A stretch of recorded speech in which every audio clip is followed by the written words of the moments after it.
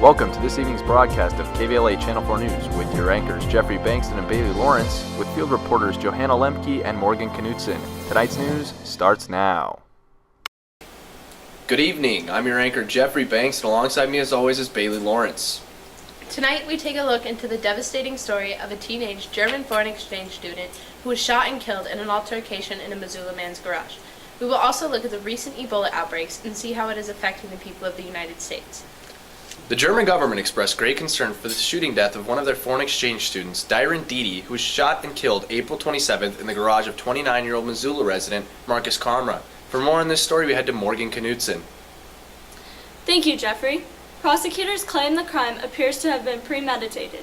Karma told a hairstylist he was waiting up to catch and kill people who had stolen property from his garage in previous weeks. Court documents say Karma's wife placed a purse in the garage as bait to attract the burglars. They also set up a surveillance system that alerted them when Didi went into the garage around 12:30 a.m. Sunday morning, prompting Karma to head out to the garage. Karma told authorities that he couldn't see into the garage and didn't say anything before firing 4 shots. Didi's friend was reportedly outside the garage, and when he heard the shots, he ran to report the incident to Didi's host family. No charges have yet been filed against him for fleeing the scene. I'm Morgan Knutson, back to you in the studio. After being shot, Didi was taken to St. Patrick's Hospital where he was later pronounced dead. Medical examiners determined Didi was shot twice, once in the head and once in the left arm. Karma posted $30,000 bail and got out the day after he was arrested. The case is currently assigned to Judge John Larson and is scheduled to begin in December. For more information about the ongoing trial and much more, visit our website at www.kvlachannel4news.com. Join us after the break for a look into the recent Ebola outbreaks and what it means for U.S. citizens. Join us tonight as we take a look into the controversy surrounding NFL Commissioner Roger Goodell as more abuse accusations continue to surface. Also, turmoil in the Middle East continues as alliances with ISIS begin to form. For a look at these stories and more, join us tonight on KVLA Channel 4 News. The recent Ebola outbreak stemming from Africa is beginning to affect the people of the United States. Although major hospitals across the nation are doing everything they can to quarantine this outbreak, much concern is arising in Americans. For a detailed look at its effect on the U.S., we go to Johanna Lemke. Thank you, Bailey. Ebola recently came to the U.S., and it appears that the U.S. wasn't prepared. A man traveling to Texas from Liberia had the first confirmed case of Ebola in the United States.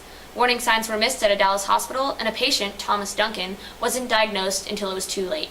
2 nurses who cared for the now-deceased patient became infected themselves. With a growing list of those who may have been exposed, officials are racing to prevent the disease from spreading any further. Joining us now is Intensive Care Nursing Director Kate Hurley on the phone from St. Patrick's Hospital in Missoula, Montana. Good evening, Kate. Hey, how are you? I'm doing well, thank you. So, Kate, what is Ebola? Oh, Ebola is a virus that is spread through contact with body fluid. It's been around, it was since 1976.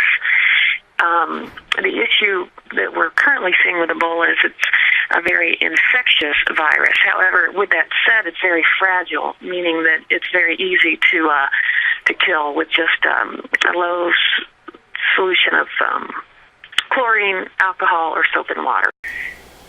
With that being said, do you think that the general public in the U.S. should be worried about the recent outbreak? No, not in my opinion. I mean, I think that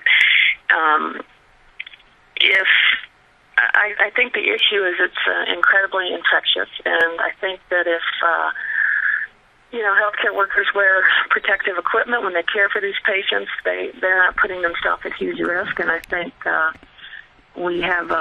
if we have better healthcare here than you do in West Africa, and I just don't think you're ever going to see an outbreak in the United States like you do in West Africa. And no, I think we don't need to worry about it. Thank you for joining us tonight, Kate, and providing us with your experience on this concerning issue. Back to you in the studio. Although the overabundance of confidence in the U.S. hospital system may have contributed to the recent outbreak, health workers are doing everything they can to get the situation under control. However, for the time being, the disease continues to spread. That's about all the time we have here. Join us tonight at 10 for more sports, weather, and news updates. I'm Bailey Lawrence. And I'm Jeffrey Bankston. From all of us here at KVLA Channel 4 News, you stay classy, Kalispell.